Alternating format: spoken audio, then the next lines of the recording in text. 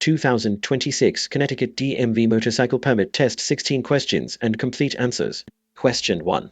Usually, a good way to handle a tailgater is to: Option A, move onto the shoulder to get out of their way. Option B, speed up and put distance between you and the tailgater. Option C, ignore them. Option D, change lanes and let them pass. The correct answer is option D, change lanes and let them pass. Explanation: usually, the best way to handle a tailgater is to get them in front of you. If you can do so safely, change lanes and let them pass. Speeding up may only increase the danger by encouraging them to follow you at a faster speed. Question 2. To be effective, eye or face shield protection must be all of the following, except: Option A, able to fasten securely. Option B, too tight to allow sunglasses or eyeglasses to be worn. Option C, free of scratches. Option D, able to allow clear views to both sides. The correct answer is option B, too tight to allow sunglasses or eyeglasses to be worn. Explanation: to be effective, an eye or face shield must be free of scratches, be resistant to penetration, allow clear views to both sides, fasten securely, permit air to pass through to prevent fogging, and allow room for eyeglasses or sunglasses if needed. Question 3. When stopping, it is best to: Option A, grab at the front brake lever. Option B, keep your knees against the gas tank and keep your eyes up. Option C, apply increasing pressure to the rear brake. Option D, only use the front brake. The correct answer is option B, keep your knees against the gas tank and keep your eyes up. Explanation: for maximum straight line braking, you should apply the brakes smoothly and firmly. As more weight transfers forward, will be more traction available at the front wheel, allowing you to apply the front brake with progressively increasing force while reducing the pressure being used on the rear brake. Keep your knees against the gas tank and your eyes up to help keep yourself moving in a straight line. Question 4. When passing parked cars, which part of the lane should you usually use? Option A, the left portion of the lane. Option B, the center portion of the lane. Option C, the right portion of the lane. Option D, either the left or right portion of the lane. The correct answer is option A, the left portion of the lane. Explanation: when passing a row of parked cars, it is often safest to ride in the left portion of your lane. Riding in the left portion will keep you farthest from any opening car doors, people stepping out from between cars, and cars pulling out of parking spaces. Question 5. A child passenger. Option A, should be placed in front of the operator. Option B, should be placed behind the operator. Option C, does not have to be able to reach the footrests. Option D, should hold onto the motorcycle frame. The correct answer is option B, should be placed behind the operator. Explanation: a child passenger on a motorcycle should always ride immediately behind the operator. A child sitting in front may be unable to balance properly and could interfere with the operator's use of the controls. Question 6. A potential danger of braking too hard is: Option A, losing traction on one or both wheels. Option B, coming to a complete stop before you expect to. Option C, popping a tire. Option D, taking too long to stop. The correct answer is option A, losing traction on one or both wheels. Explanation: if you overapply your brakes, you may lose traction on one or both wheels and crash. Question 7. To lower the chance of a crash, you should do all of the following, except: Option A, be visible. Option B, communicate your intentions. Option C, be prepared to react to hazards. Option D, hope another driver sees you. The correct answer is option D, hope another driver sees you. Explanation: to reduce your risk of being involved in a crash, you must ensure that you are visible to others on the road and that other drivers understand what you're planning to do. Clearly communicate your intentions through proper signaling and lane positioning. Maintain an adequate space cushion and scan your path of travel, identifying upcoming hazards and being prepared to react. Question 8. Can clothing help prevent injuries in the event of a crash? Option A, no, clothing is not really for protection. Option B, no, clothing is more of a personal choice. Option C, yes, but only if garments are very loose and flap in the wind.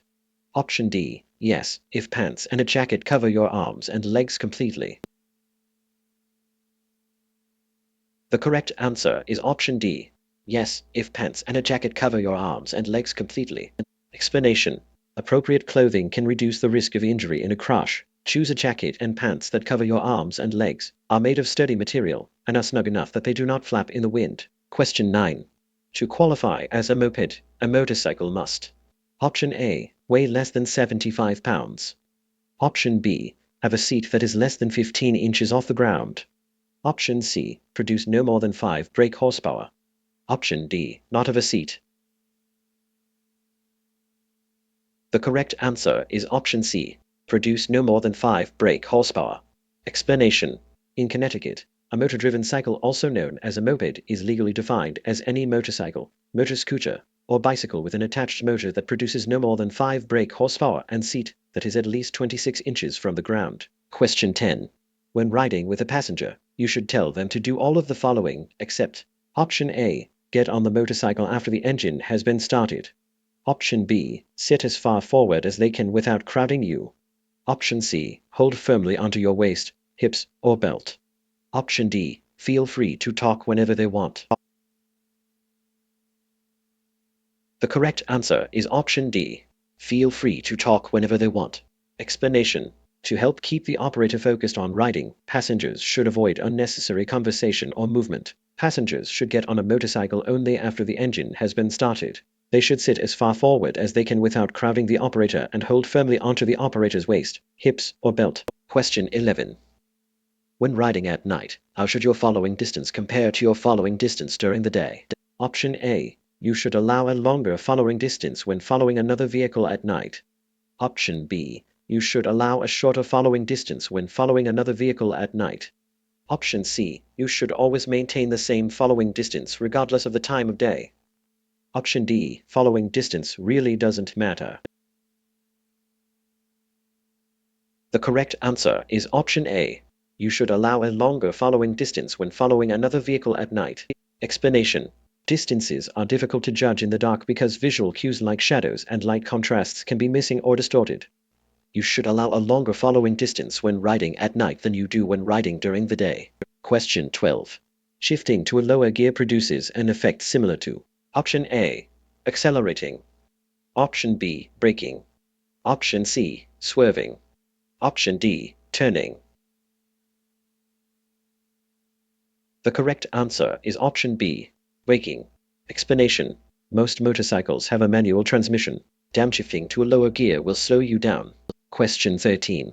When traveling on a motorcycle with a sidecar, the passenger should ride: Option A. On the motorcycle seat. Option B. In the sidecar. Option C. Either on the motorcycle or in the sidecar. Option D. Never on the motorcycle or in the sidecar. The correct answer is option B. In the sidecar. Explanation. If your motorcycle has a sidecar, it is best for your passenger to ride in the sidecar. They should keep their hands inside the sidecar at all times. Question 14. To control a motorcycle properly, you should: Option A. Sit so you can use your arms to steer, not to hold yourself up. Option B. Sit far enough back on the seat that you can keep your arms straight.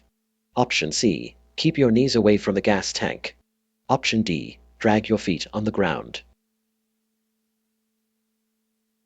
The correct answer is option A. Sit so you can use your arms to steer, not to hold yourself up. Explanation. When riding, sit so you are able to use your arms to control the motorcycle rather than to hold yourself up. Your arms should be slightly bent when you are holding the handle grips. To help maintain your balance, keep your knees against the gas tank and your feet firmly on the footrests. Question 15. When riding behind a car, you should ride: Option A. In any part of the lane. Option B. In the part of the lane closest to the shoulder. Option C. In the part of the lane that places your image in the car's rearview mirror.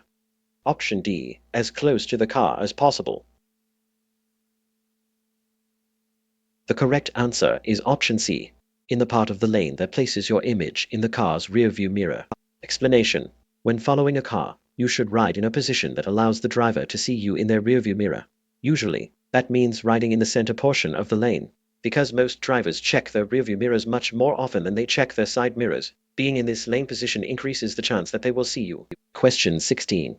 To lessen your chances of being involved in an accident, you should: Option A. Try to blend into traffic and not be noticed by other drivers. Option B.